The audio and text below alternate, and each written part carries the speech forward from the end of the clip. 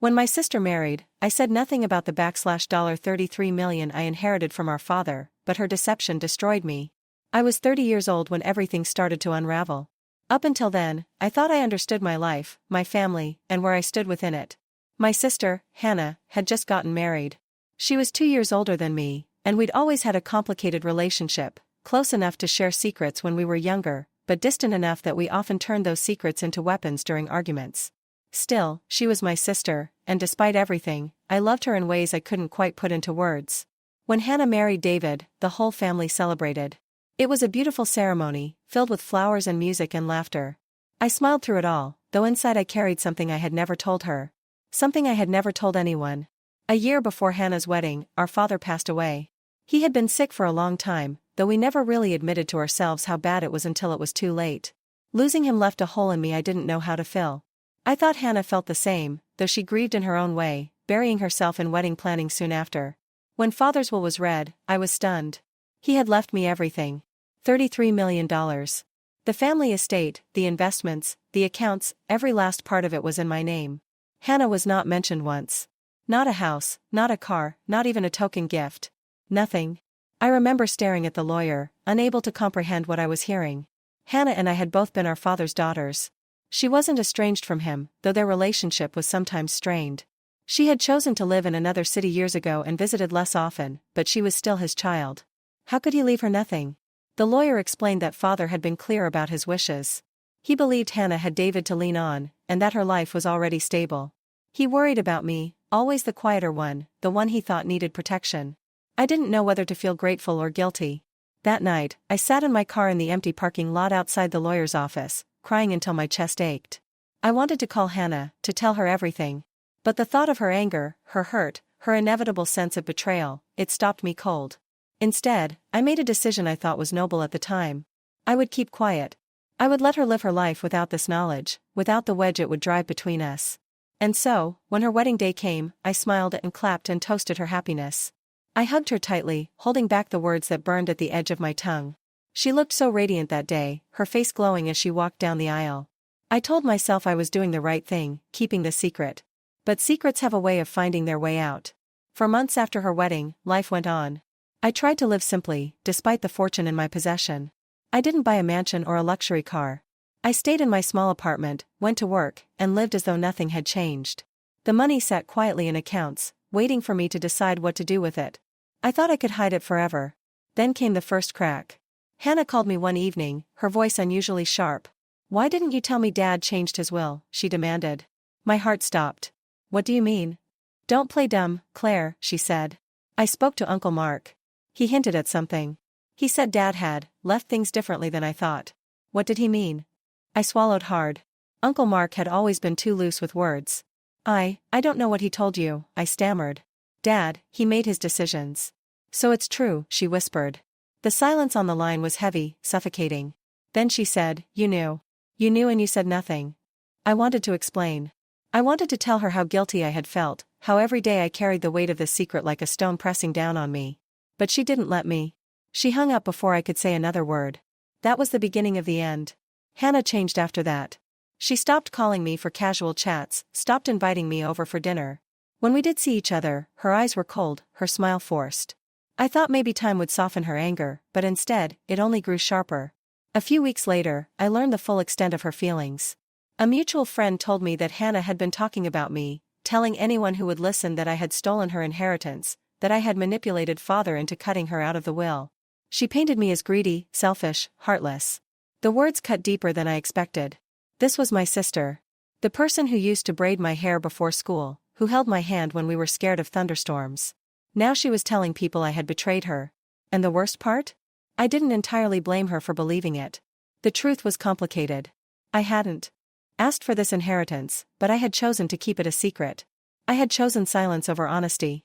Maybe that was betrayal in its own way. One night, unable to bear the weight anymore, I drove to Hannah's house. David answered the door, his expression unreadable.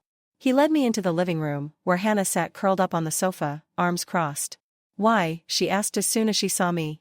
Her voice was soft, but it trembled with anger. "Why didn't you tell me?" I sat down across from her, my hands shaking. "Because I didn't want to hurt you.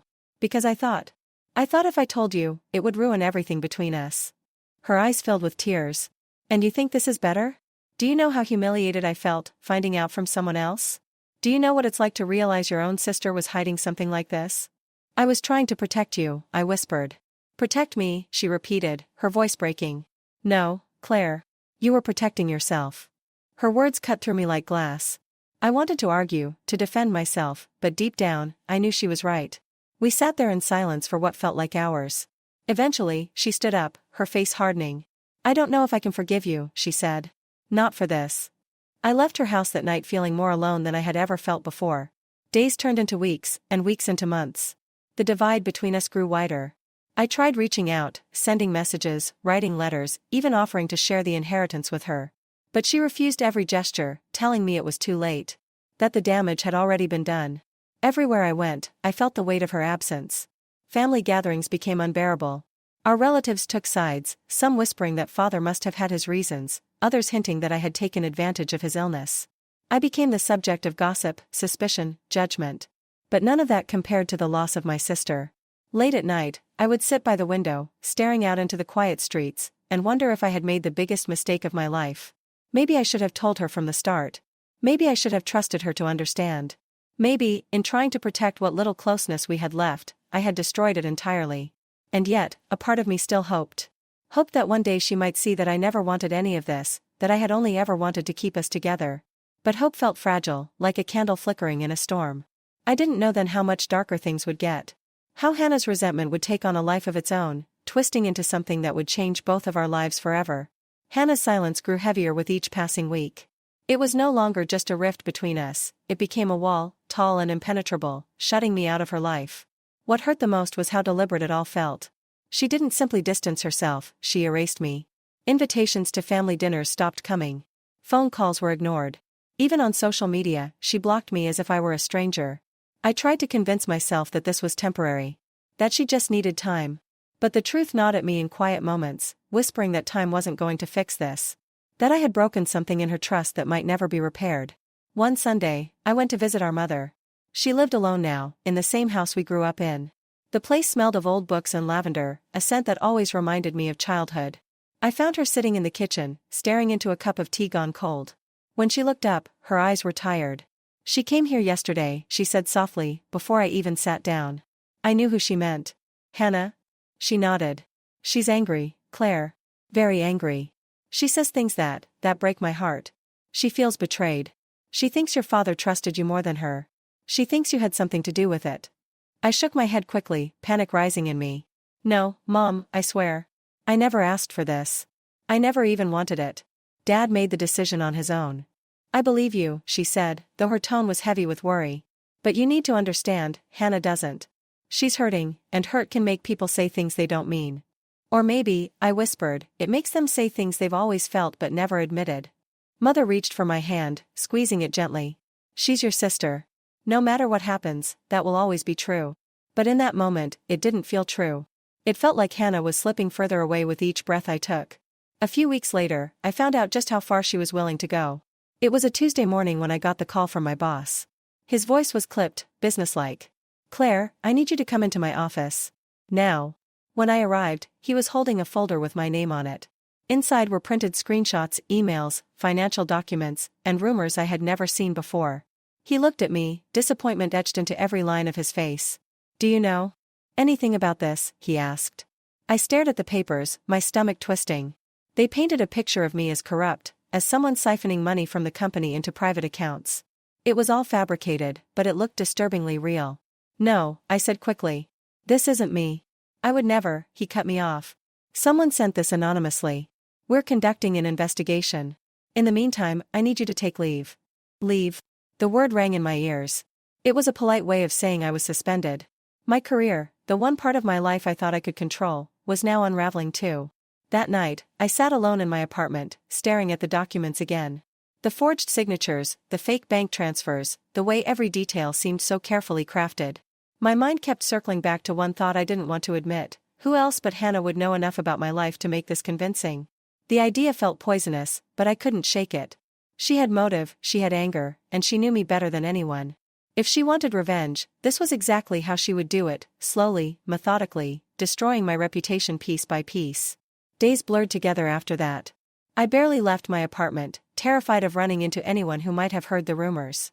My phone buzzed constantly with messages from coworkers, some sympathetic, others suspicious. I stopped answering altogether. Then, one evening, there was a knock at my door. When I opened it, Hannah stood there. She looked different. Colder. Her eyes didn't carry the warmth I remembered. For a moment, we just stared at each other, the silence stretching. "Can I come in?" she finally asked. I stepped aside, my chest tight with nerves. She walked in slowly, as though she were inspecting every corner of my apartment. I closed the door and turned to face her. "Why are you here?" I asked. She shrugged. "I wanted to see how you're doing. I heard about your job." The way she said it made my stomach clench. There was no sympathy in her voice, just a quiet satisfaction she didn't bother to hide. "Hannah," I whispered, "was it you?" Her eyes flickered, just for a second, but it was enough. My heart sank. "How could you?" I asked, my voice breaking. "You ruined my life first," she said simply. "You kept $33 million a secret from me. Do you know how that felt? To realize my own father didn't think I deserved anything? And then to realize my own sister hid it from me." "I didn't ruin your life," I said, fighting back tears. "I didn't ask for any of this. I was trying to protect you." "Protect me," she repeated with a bitter laugh. "No, Claire. You were protecting yourself. You were afraid of how I'd react, so you lied by omission. And now you want me to pity you?" I shook my head, desperate. "I never wanted to hurt you. Please believe me." But she just looked at me, her expression hardened into something unrecognizable. "You hurt me the moment you chose silence. And now, you'll know what that feels like." With that, she turned and walked out, leaving me standing in the middle of my apartment, trembling. Her words echoed in my head long after she was gone. The days that followed were unbearable. At work, the investigation deepened. Though no proof linked me to the forged documents, the stain on my reputation wouldn't wash away. Friends I thought I could rely on pulled back, uncertain if they could trust me. Even when I told them Hannah was behind it, they looked at me with skepticism. To them, it sounded like desperation, like I was pointing fingers because I was guilty. Loneliness became my only companion. I started keeping a journal, writing down every thought, every suspicion, every painful memory of Hannah. Part of me hoped that if I wrote it all out, the burden would feel lighter. But instead, the words only reminded me of how far we had fallen. Two sisters, once inseparable, now enemies locked in a war neither of us had truly chosen, but both of us continued to fight. One evening, I received an envelope under my door. No name, no return address. Inside was a single sheet of paper. On it were 5 words, written in Hannah's handwriting: "This is only the beginning." My hands shook as I read it over and over. Fear crawled up my spine. What more could she do to me? She had already cost me my career, my reputation, and my peace. What else was left for her to take? I tried to confront her again, but she ignored every attempt. She wouldn't answer my calls, wouldn't reply to my messages. When I went to her house, David told me she wasn't there, though I could hear her voice inside. It was like she had built a fortress around herself, letting only her anger reach me. At night, I began to dream of her, dreams where she stood at the edge of my bed, whispering words I couldn't understand, or where I reached out to her and she turned into smoke before I could touch her. I woke each time with my heart racing, drenched in sweat. I thought about telling our mother what Hannah was doing, but I couldn't bear to break her heart further. She already worried about us. She already cried over the distance between her daughters. If she knew the full truth, it would crush her. So I carried it alone. But the weight was becoming too much to bear. I felt myself unraveling, piece by piece, just as Hannah wanted. And deep down, I couldn't shake the fear that she wasn't finished, that the worst was yet to come. Nights became unbearable after the envelope arrived. I couldn't sleep without the weight of those 5 words circling in my mind: "This is only the beginning." I kept the paper in a drawer by my bed, but no matter how hard I tried, I couldn't ignore it. Sometimes I would take it out late at night, holding it under the lamplight, staring at the way her handwriting curved on the page. I kept wondering what she meant. What beginning? What else was she planning? Every sound outside my apartment started to feel like a threat. The shuffle of footsteps in the hallway, the slam of a door, even the hum of voices downstairs.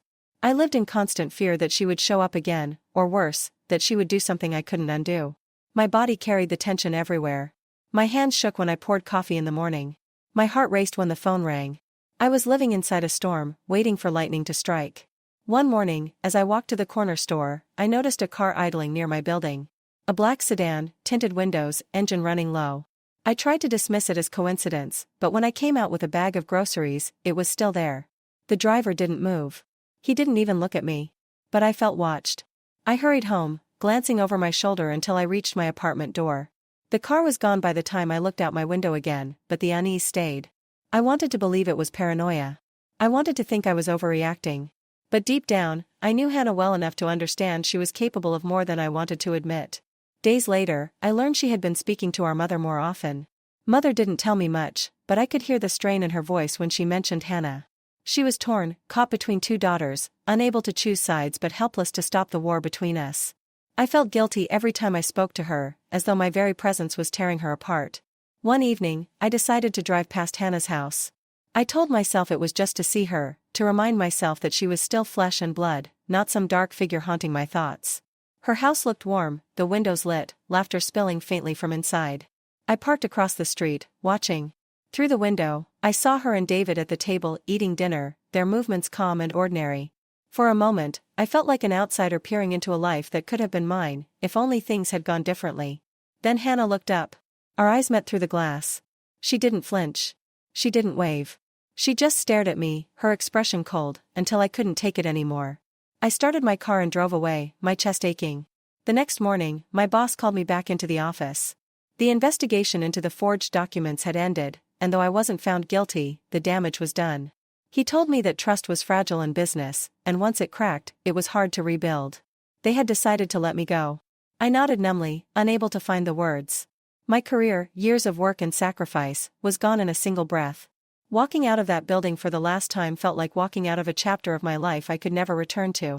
I sat in my car for hours, staring at the steering wheel, wondering how much more Hannah could take from me. She had taken my reputation, my career, and now, my sense of direction. What was left? Back at my apartment, I poured myself a glass of wine and sat on the floor. I thought about calling her, begging her to stop. But pride kept me frozen. I didn't want to give her the satisfaction of knowing she had broken me. Yet inside, I knew she already had. A week later, another envelope arrived. This time, it wasn't slipped under my door, it was mailed. Inside was a photograph. It showed me sitting in my car outside Hannah's house the night I had watched her through the window. The photo was taken from behind me, as if someone had been standing just a few feet away. My hands trembled as I held it. Written on the back, in the same familiar handwriting, were 4 words, "You don't belong here." I dropped the photo as though it burned me. My breath came shallow, my chest tightening. She was watching me closer than I realized. She knew where I went, what I did, even the moments I thought I was alone. The realization shook me to my core. That night, I couldn't stop pacing. I checked the locks on my doors 3 times, pulled the curtains tight, and left the lights on. I jumped at every sound, every creak of the building. I was trapped in a cage of my own fear, and Hannah was holding the key. I tried to reach out to David, thinking maybe he could talk sense into her. He answered my call reluctantly, his voice tired. "Claire, you need to stop this. Whatever you think is happening, it's between you and Hannah. Don't drag me into it." "David, please," I begged. "She's going too far. She's threatening me." He sighed heavily. "You both need help. This obsession with the inheritance is poisoning you. I can't fix this. She won't listen to me, and you won't let it go. I'm sorry." He hung up before I could say another word. I sat there, phone in hand, the silence pressing in on me. Even he had turned away. The isolation grew unbearable. My friends had drifted, my career was gone, and my sister had become my enemy. I was losing everything, one piece at a time. Some nights, I would walk aimlessly through the city just to feel the air on my face, to remind myself I still existed outside of this nightmare. But no matter where I went, I carried her presence with me, like a shadow I couldn't escape. One evening, as I walked home, I noticed the same black sedan parked near my building again. This time, when I stopped and stared, the driver rolled down the window. For a moment, I caught a glimpse of a face, unfamiliar, expressionless. Then the window went back up, and the car pulled away. My knees went weak. Was it connected to Hannah? Was she sending people to follow me? I tried going to the police, but without evidence, they dismissed my fears. A photograph and a few strange incidents weren't enough to prove harassment. I left the station feeling more hopeless than ever. Back in my apartment, I sat in the dark, thinking of my father. What would he say if he could see us now? His 2 daughters tearing each other apart over the choices he made. Would he regret his decision? Would he blame me for the destruction of our family? I closed my eyes, wishing I could hear his voice, even just once more. But all I heard was Hannah's laughter, faint and sharp, echoing in my memory. The following week, I received another envelope. This time, there was no note, no photograph. Just a single key, small and silver, taped to the inside of the paper. I stared at it for a long time, my mind racing. A key to what? My apartment? Her house?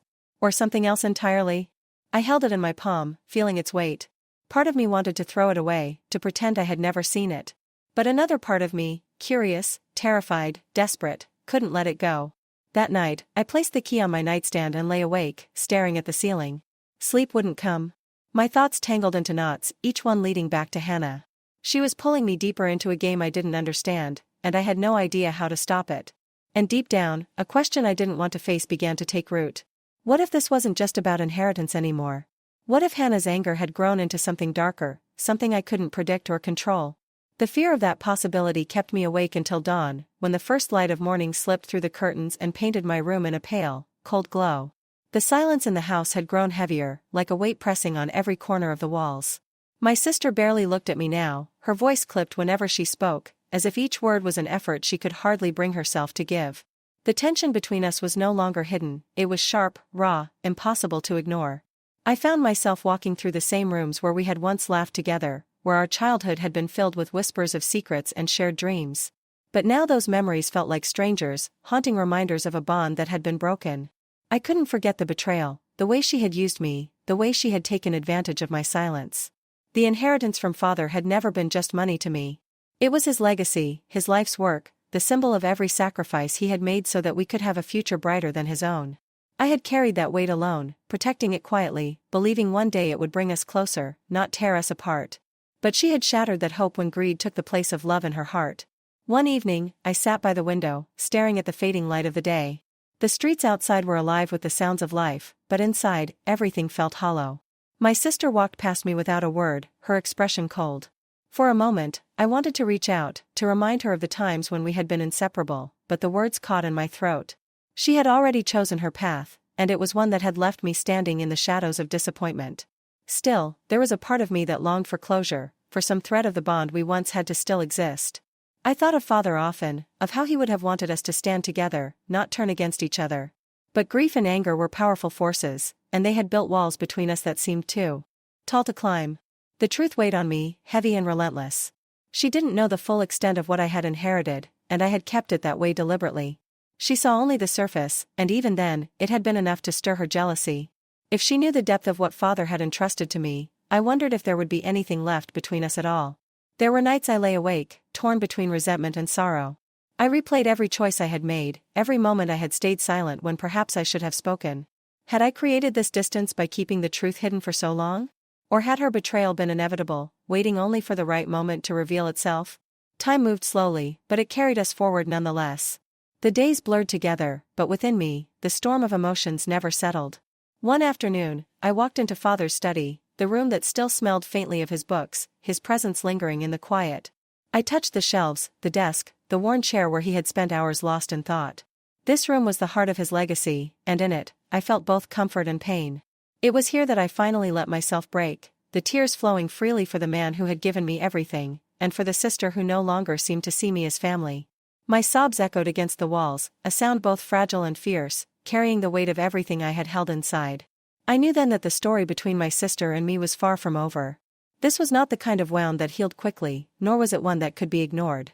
We would have to face each other, to confront the truths that had been buried beneath silence and pride. But for now, all I could do was sit in the room father had left behind and hope that somehow, through all the pain and betrayal, a path forward still existed.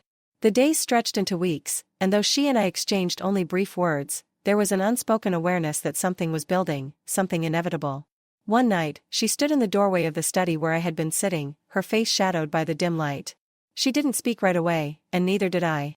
The silence between us was alive, tense, trembling with everything that had been left unsaid. When she finally stepped inside, her voice was quieter than I had expected. "I don't understand why you hid it. Why you never told me." I looked at her, my heart aching at the sight of her. She was still my sister, still the girl I had grown up with, even if greed and betrayal had poisoned the bond we shared. "Because it wasn't just money," I whispered.